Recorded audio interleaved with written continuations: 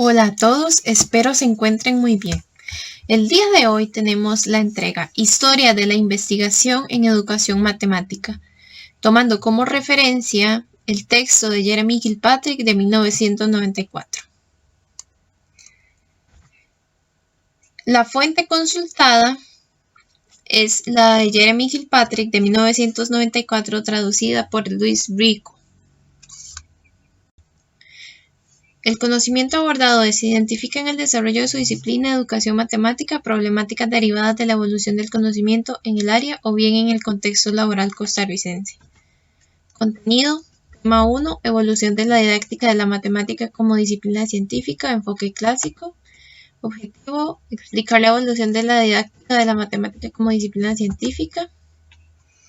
Un lugar en la universidad. A inicios del siglo XIX, en Prusia, también conocido como Brandenburgo, Prusia, un reino ubicado en la actual parte norte de Alemania, las universidades protestantes inician un proceso de reforma de la educación superior.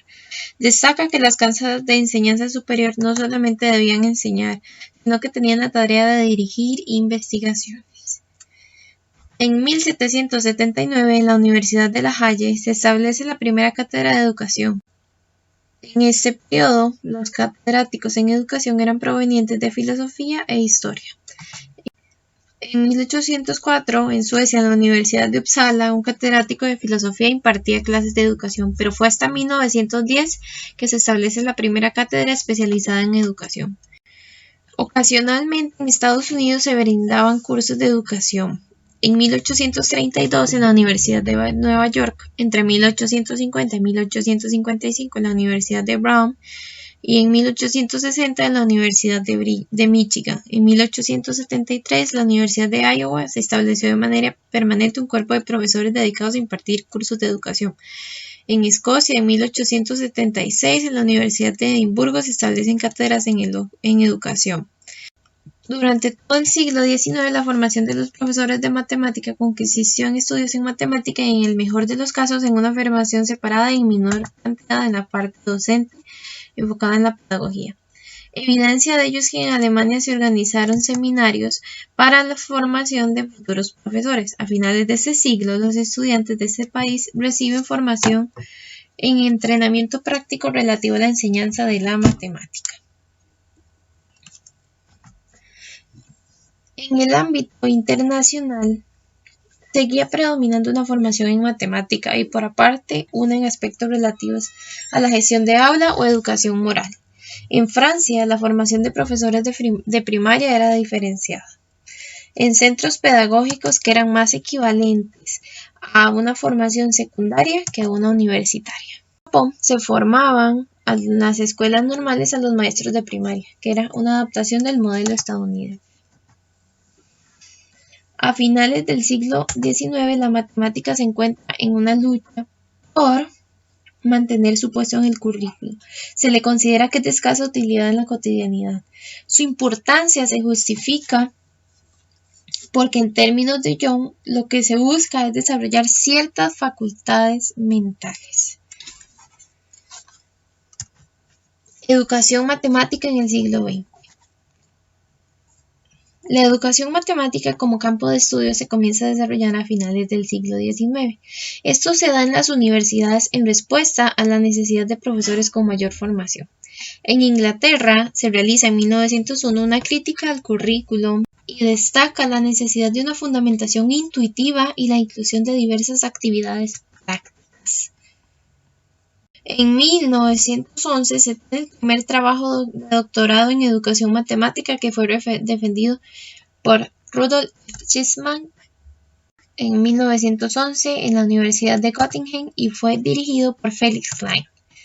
En 1908 se establece en el Cuarto Congreso Internacional de Matemáticos la Comisión Internacional para la Enseñanza de la Matemática, ICME. Su primer presidente fue Felix Klein, que mantuvo este cargo hasta su muerte en 1925.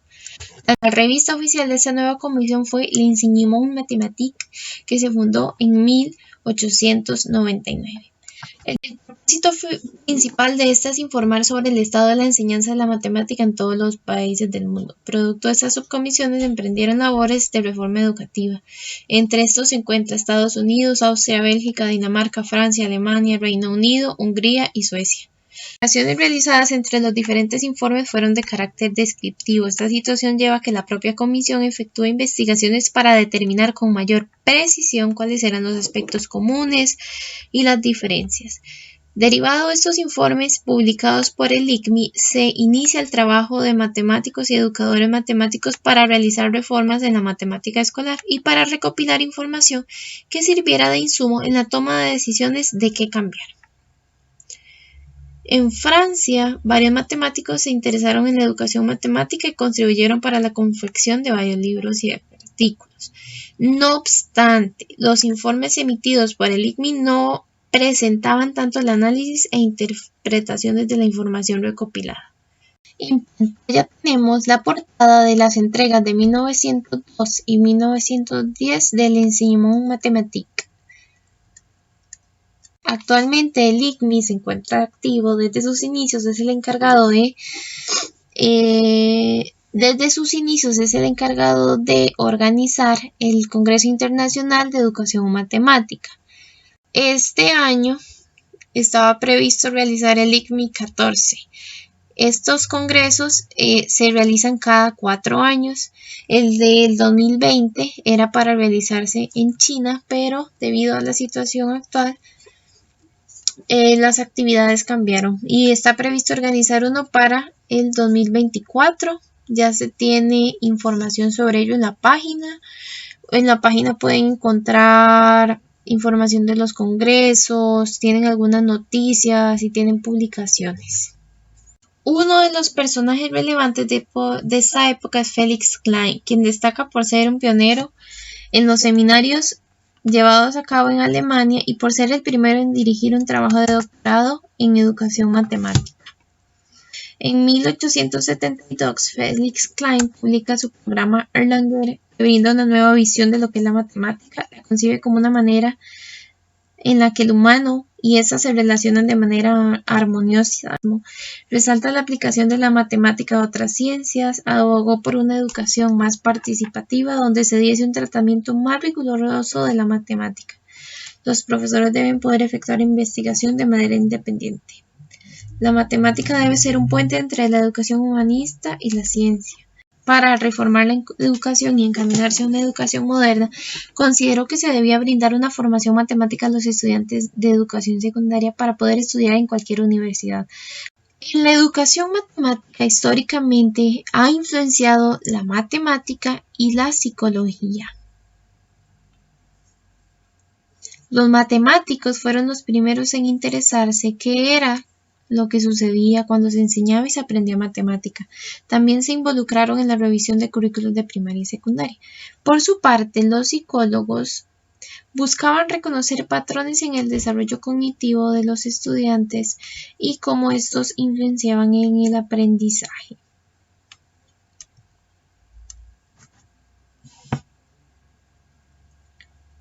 Una de las interrogantes que se plantearon en los inicios de la educación matemática fue el qué y cómo se hace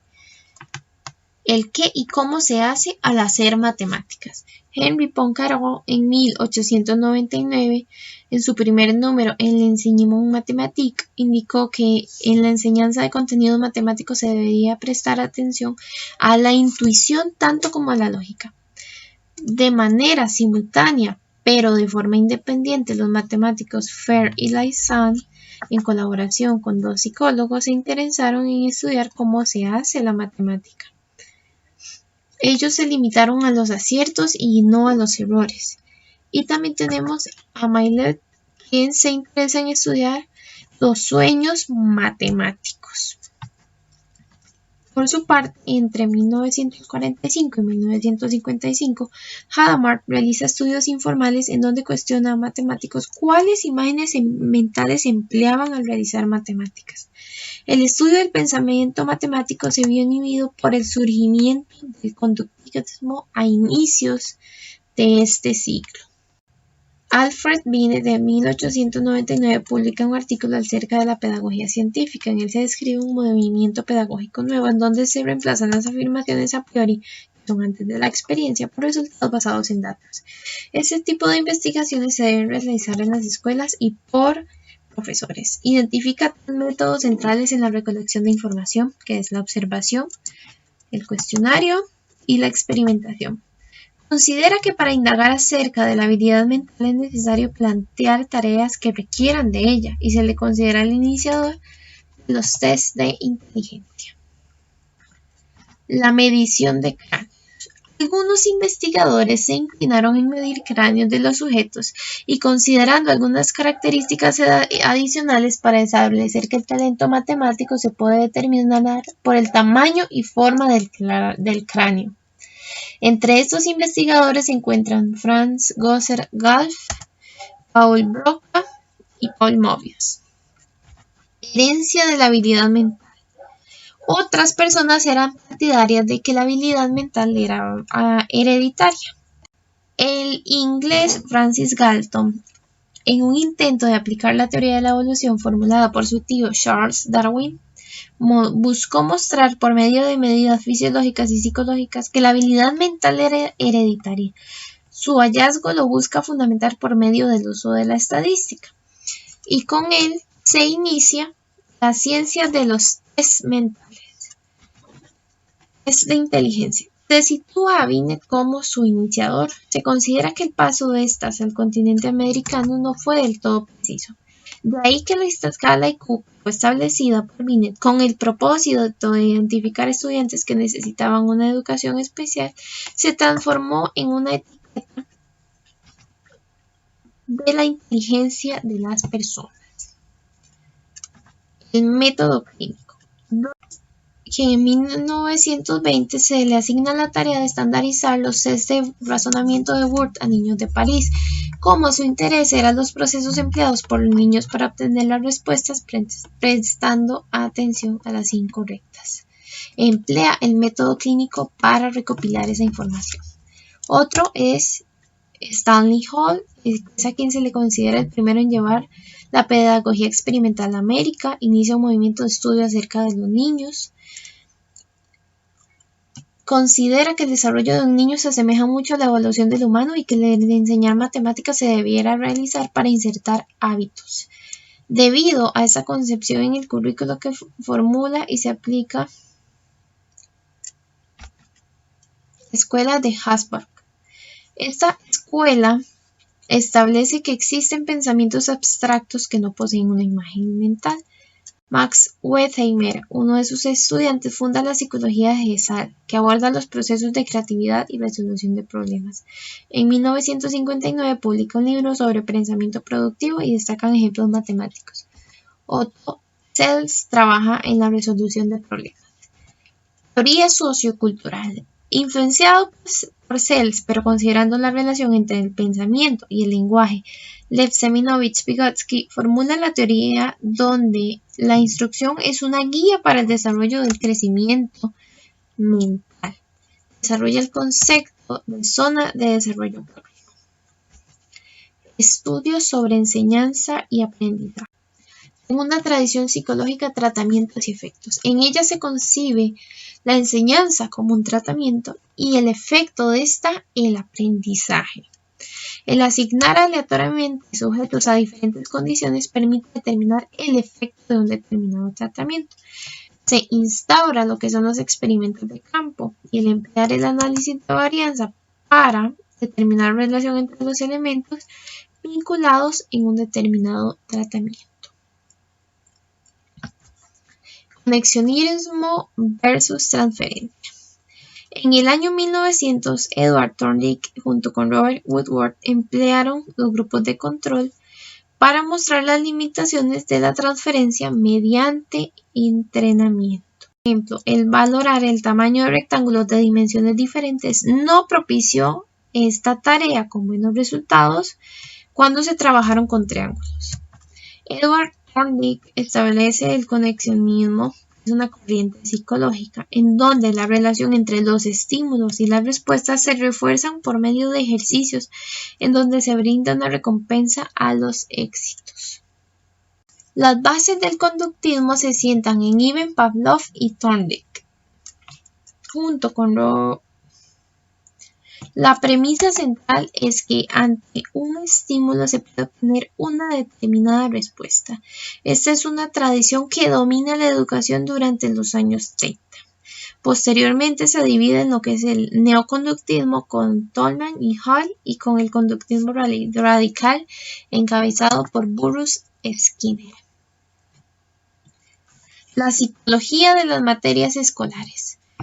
Charles Judd figura como el precursor del desarrollo de la psicología en las materias escolares. Esto se popularizó entre los educadores matemáticos. La aritmética es uno de los que más estudios ha tenido. Judd en 1927 trabaja en el desarrollo del concepto de número. Brownell desarrolla la teoría del significado de la aritmética. Estudios similares en matemáticas a los de Judd los desarrollan Magellan, John Dewey, Phillips y Piaget. El concepto de número en particular es uno de los más estudiados por más de 50 años. El conflicto transferencia-conexión. La transferencia era considerada la forma de enseñar, pero algunos se oponían a la efectividad de esto. Baby Blair estudió los trabajos y opiniones de psicólogos educativos en torno a estos elementos y concluyó que puede darse una transferencia sustancial dependiendo de los métodos de enseñanza, aunque esta conclusión fue ampliamente debatida por los académicos de la época al emplear el término sustancial y a qué tan sustancial se refería a ella. La psicología cognitiva. Entre 1950 y 1960 inicia la psicología cognitiva dentro de los exponentes principales se encuentran Jean Piaget y Jerome Bruner. Su arribo lleva a que los investigadores en educación matemática se interesen por realizar trabajos colaborativos con los psicólogos. Una nueva profesión. Los primeros educadores matemáticos. En Inglaterra se constituye la educación matemática como campo de estudio a inicios del siglo XX. Entre ellos destacan Godfrey, Bradford, St. Lawrence y Nuo. En Estados Unidos sobresalen Smith y Young. La investigación de los primeros educadores matemáticos. Este tipo de trabajos no son a como se conocen actualmente las investigaciones.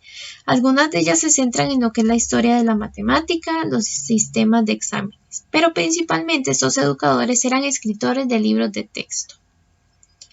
Destaca la investigación empírica efectuada por Smith, en donde aborda las diferencias entre los sexos en el aprendizaje y trabajo en matemáticas, que es un tema que actualmente es investigado.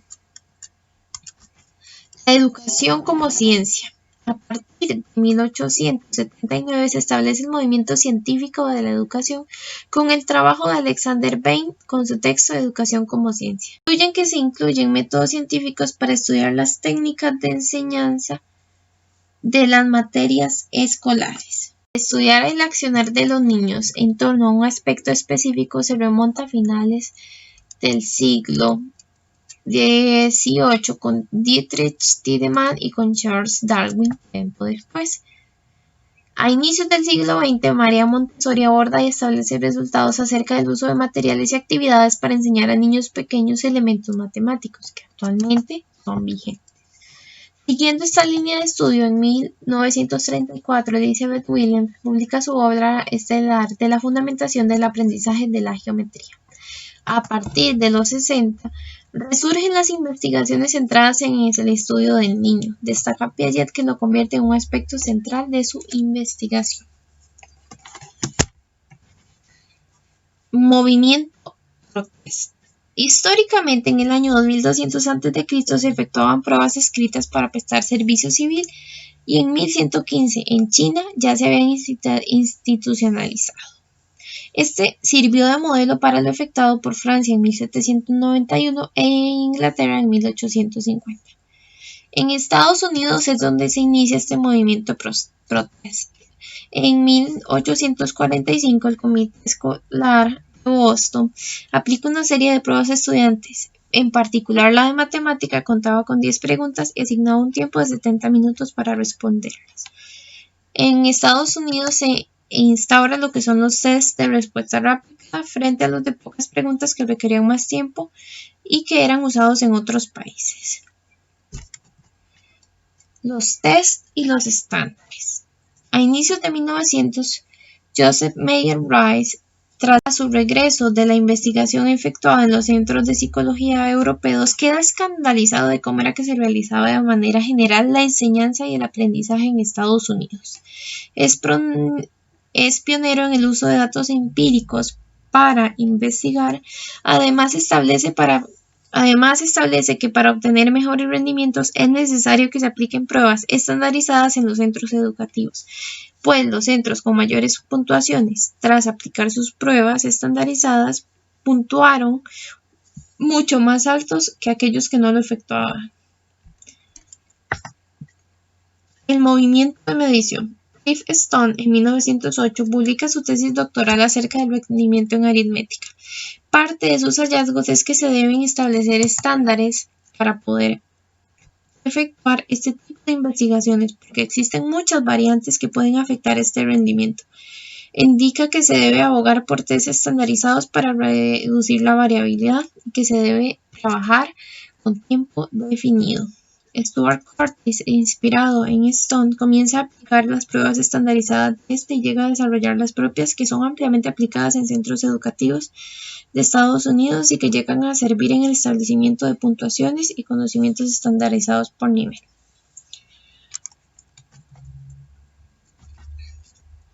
Pruebas para mejorar la calidad. La aplicación de pruebas estandarizadas permitieron mejorar las prácticas educativas y desarrollar la ciencia educativa. Además, el realizar una comparación crítica de los métodos de enseñanza. El movimiento para la utilidad social. Este movimiento busca que el currículo aborde temáticas socialmente útiles. Una de las principales se ligaba a la actividad comercial. Se realiza una recolección de información a empresarios y se encuentra que con elementos básicos de aritmética es suficiente para desempeñarse en esta área. Además de esto, el sector laboral se vio involucrado y de igual manera los contenidos implicados para su desempeño eran de aritmética elemental. Sin embargo, solamente el 45% de las ocupaciones se encontraban representadas. Ahora bien, como resultado de esta recolección de información, se concluye que en lo que lo aritmético se necesita, las personas solamente empleaban la aritmética elemental. Entonces, la conclusión general de esto es que en términos prácticos, solamente se requieren elementos de aritmética básica o elemental. No obstante, Boswell considera que este interés en Estados Unidos en los años 30 sirve para apoyar la enseñanza aritmética, tomando situaciones de lo que se efectúa en el medio. El anterior se agrupa en lo que se llama el enfoque reduccionista. Pero hubo una reacción a este reduccionismo. El acontecimiento que produjo los cambios en los planteamientos de las investigaciones con el propósito de orientar el currículo hacia un enfoque más constructivo sobre cómo organizar y enseñar la aritmética fue el informe de la Sociedad Nacional para el Estudio de la Educación. La primera parte se encargaba de la defensa de la aritmética escolar como una materia frente a los catedráticos de corte reduccionista. Sin embargo, Bruckner de la Universidad de Minnesota en 1930 plantea una crítica en donde indica que aunque el libro hacía una contribución sustancial al campo, sus autores mostraban una desafortunada preocupación por el cálculo aritmético. Como reacción ante esto, en 1920 se conforma el National Council of Teachers of Mathematics, conocido como NCTM. Actualmente el NCTM se encuentra activo, tiene una página web, emite publicaciones y cuenta con una base de datos. Esta es vaga, pero existen algunas en línea y en la biblioteca de la UCR. Y en la página del CIPTI. Y en el CIPTI. Capacitación y aprendizaje incidental. Las teorías de aprendizaje memorístico, así como también lo fue la del aprendizaje incidental, así como también lo fue la teoría del aprendizaje incidental, fueron criticadas por Brownell en un trabajo en el que planteó su teoría del aprendizaje significativo. Entre la década de 1930 y 1940, los promotores de la teoría del aprendizaje incidental, también conocido como teoría de la capacitación, realizaron investigaciones con el propósito de sostener su posición acerca del proceso de enseñanza y aprendizaje. La disposición gradual de los tópicos. Washburn afirmó haber encontrado la edad mental mínima necesaria para el aprendizaje de determinados tópicos. Esto lo logró a través de la experiencia obtenida de la enseñanza de los temas en niveles superiores e inferiores al nivel en cuestión. Las investigaciones sobre efectos de posponer la instrucción aritmética formal no fueron realizadas exclusivamente por el Comité de los 7. En 1912, Ballard había detectado que no existían efectos negativos en retardar la instrucción aritmética hasta después de los 7 años. El estudio más llamativo sobre graduación de tópicos comenzó en 1929 cuando Louis Penneset estableció que no se debía enseñar aritmética hasta séptimo grado. Eliminación de la instrucción formal. Muchos educadores que recibieron la influencia de personajes como John Dewey y William Kilpatrick, concluyeron que la matemática que cualquier persona necesite aprender puede hacerlo por medio de la experiencia. Bajo este supuesto, se considera que las personas deberían aprender a utilizar los números presentándoles situaciones en las que estos aparezcan naturalmente. Aritmética significativa. Entre 1935 y 1949, Brownell desarrolló estudios que le permitirían formular su teoría del significado. Brownell destacó por emplear una variedad de técnicas en la recolección de datos, incluyendo extensas entrevistas individuales con niños y profesores, además del cuidadoso análisis que hacía con los datos recolectados. Investigaciones para responder a cuestiones curriculares. Matemáticas en la escuela secundaria. En el siglo XIX surgió la idea de unificar varias ramas de la matemática en un único curso de matemática.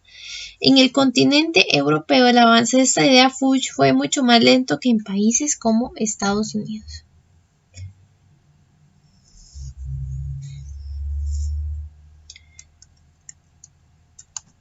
Un ejemplo del avance de esta idea en Estados Unidos es que Myers y Versnit prepararon e impartieron cursos unificados desde 1903 hasta 1923 y luego hicieron una comparación de los rendimientos entre este tipo de cursos y los cursos regulares. En 1933, Harvey Vance realizó críticas de la poca investigación que se realizaba en torno a la enseñanza de la matemática en la educación superior.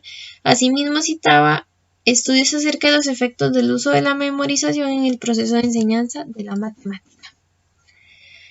Existía un conflicto con respecto a la consideración de la aritmética dentro del currículo de la escuela primaria. Esto se debía principalmente a que se consideraba que no todos los estudiantes debían aprender el mismo nivel de matemática. Por este motivo surgió la problemática de determinar cuáles estudiantes en la formación secundaria superior debían tener preparación en matemática, en específico en aritmética y álgebra. Evidencia para mantener el cambio. En 1932 comenzó un estudio que tenía como objetivo valorar los efectos que tenían a largo plazo las distintas modificaciones que se habían propuesto para el currículo de matemática, específicamente en secundaria. Establecimiento de una identidad. Los educadores matemáticos habían recurrido a elementos de la matemática y de la psicología, pero ninguna de estas ramas representaba de manera certera su actuar. Los primeros se enfocaban en ocasiones en minuciosidad de contenido matemático y los segundos no poseían la formación en matemática para poder efectuar resultados completamente certeros. Por esto, los educadores matemáticos se establecen de manera tal que recurren a estas ciencias, pero no se identifican de manera definitiva con uno de ellos. A partir de eso es que se genera la idea del educador matemático modelo, que debe tener formación en matemática formal y conocimientos en psicología. Integrando una comunidad. En el año 1950 se instaura la sección Investigación en Educación Matemática en el Mathematics Teacher, que buscaba acercar a los lectores con el desarrollo en el ámbito de la investigación. Se presenta un interés de los profesores en buscar información de las investigaciones que les permita mejorar su actuar docente. En respuesta a esto, varios autores elaboran resúmenes en donde se incluyen elementos centrales que brindan insumos de cómo debería ser el rol docente.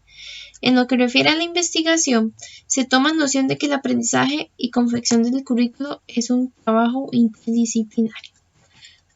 Ya para 1950 se encuentra una amplitud de investigaciones efectuadas en lo que refiere a la aritmética, pero estos trabajos en su mayoría se efectuaban de manera independiente, por lo cual se toma la iniciativa de realizar esfuerzos para agrupar a personas que tenían mismos intereses de investigación con el propósito de, como Kilpatrick lo menciona, sacar adelante las investigaciones.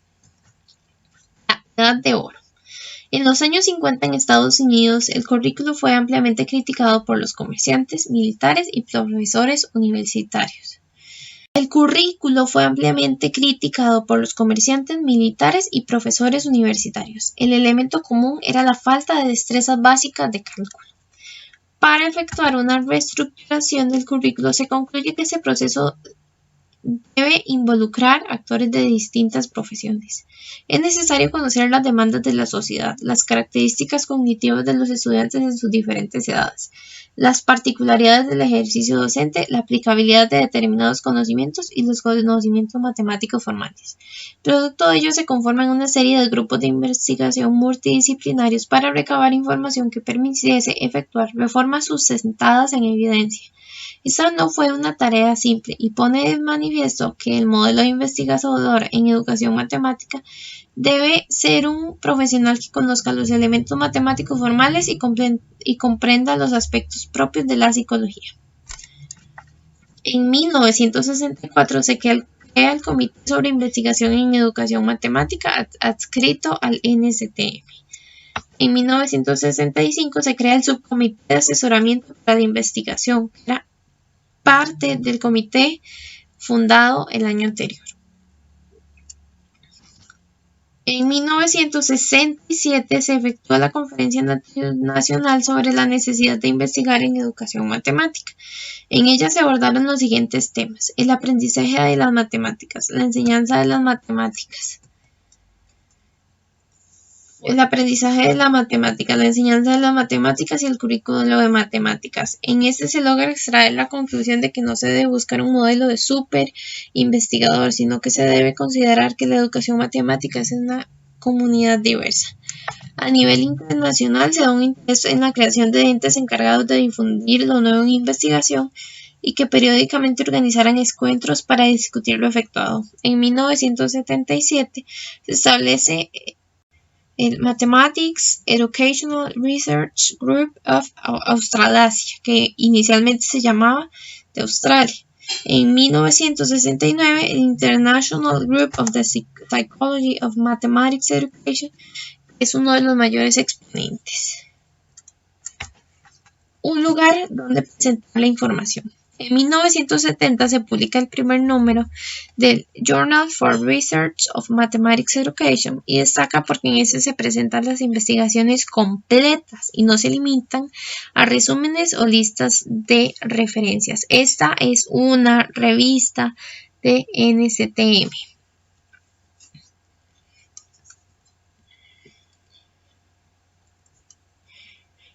Sin embargo, resúmenes y listas de referencias se publicaban ya desde 1969. School Mathematics Study Group, que posteriormente se llamaría Center of Science and Mathematics Education. Producto del coloquio celebrado en 1974 por el ICMI, se crea el Centro de la Didáctica de la Matemática, que posee su propia revista.